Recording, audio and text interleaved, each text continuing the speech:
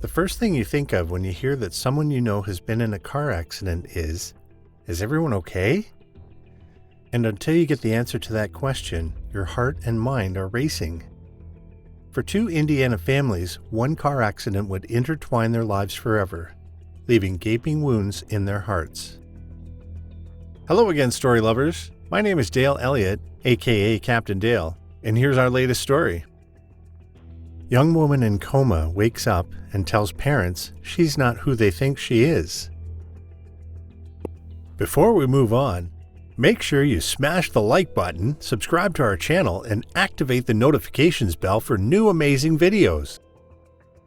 On April 20th, 2006, Whitneys and Laura Van Ryn were working at a school event along with 4 other classmates and a staff member.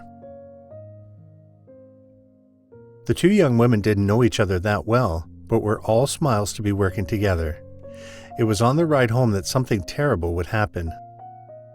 The group got into the school van and were heading home when tragedy struck. The van was hit head-on by a semi-truck who swerved into the wrong lane. When first responders got to the scene, everything was chaotic, and it was determined that there was only one survivor.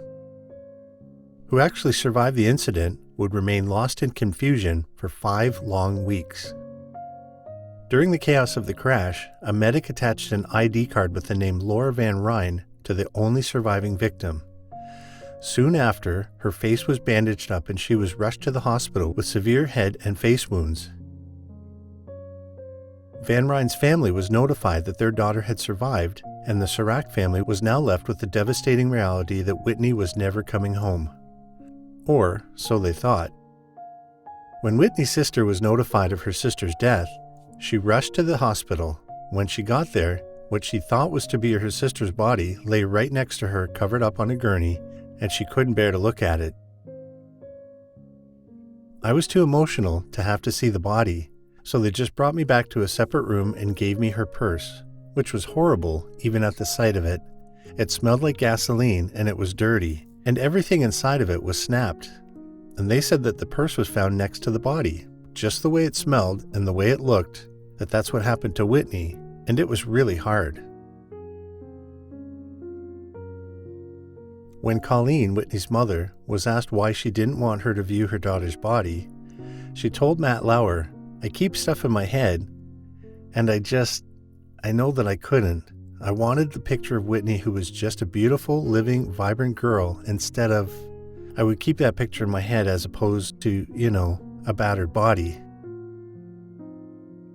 Laura's family was also given her belongings, but one key feature that they thought was nothing was actually a telltale sign that something wasn't right.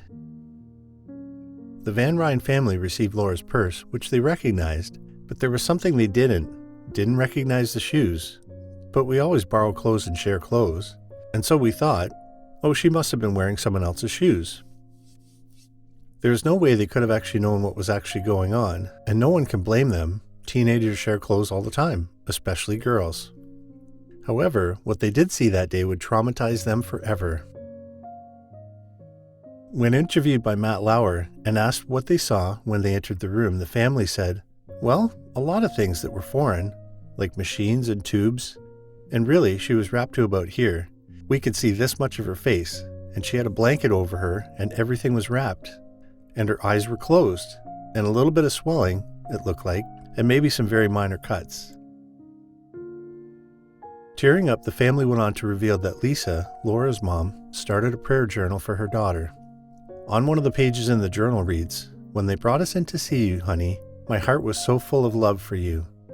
To see my sweet sunshine girl hooked up to tubes was almost more than I could do.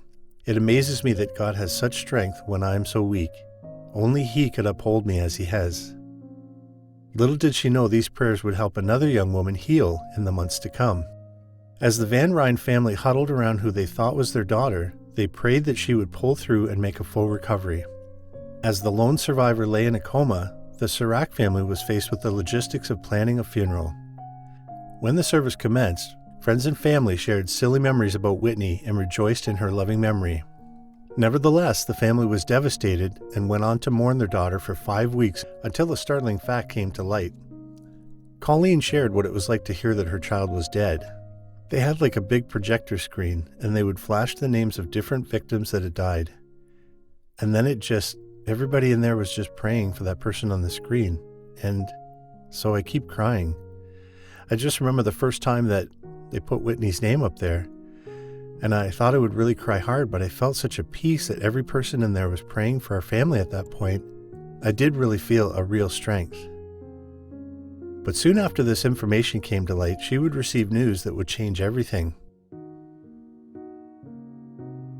Newell Sirac, Whitney's father, shared how he felt when he received the devastating news. It was surreal. It just seemed like the world was going on, and it should just stop because of the pain I was feeling. This feeling is something that many people feel after the death of a loved one, but Newell was about to get the surprise of his life. In a strange twist of fate, the day before Whitney's funeral, the family held a visitation, and it was actually her birthday. The young woman was always a big fan of birthdays, so the family thought a nice way to remember her would be playing a birthday video on a hospital television. To their surprise, many people came to share some tender moments with Whitney's parents. It was really good to hear the laughter too. The laughter just made you understand and realize that Whitney's life, even though it was short, really had an impact. When the young woman awoke from the coma, she was able to write her name on a piece of paper. When everyone realized the name on the paper didn't match who they thought she was, everyone was in utter shock. Devastated they had been wrong about her identity, the Van Ryn family did something that left everyone speechless. The Van Ryns, they loved me like I was their daughter because they believed that I was their daughter, Sirac said when interviewed 10 years after the incident. And even after I wrote Whitney and their world changed, they knew I wasn't their daughter, and they still treated me like I was their family, she continued. Although Whitney survived, her pain didn't end there. Being the only one who survived the accident, Whitney suffered from tremendous survivor's guilt for years to come. Although there is a silver lining to this tragedy, it came in the form of progress. Due to the type of accident, officials put up more and better highway barriers in the area, and lawmakers passed more detailed protocols for coroners when identifying victims so that another family doesn't have to go through the same confusion. Did you like the story? Check out our channel for more.